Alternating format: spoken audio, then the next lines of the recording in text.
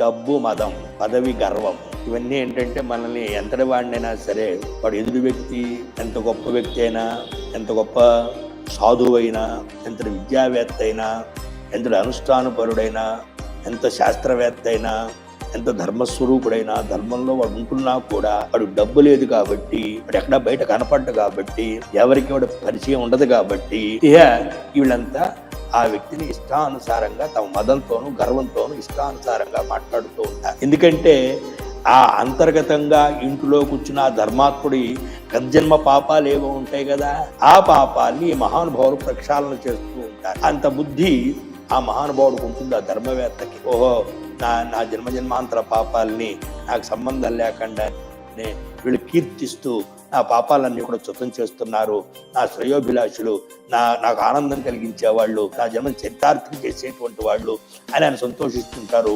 బయట వాళ్ళే మా బాబాయ్ తిట్టుతున్నాం ఈయనని చెప్పి వాళ్ళు సంతోషిస్తారు. వాళ్ళకి ఆ సంతోషం, ఈయనకి ఈ సంతోషం.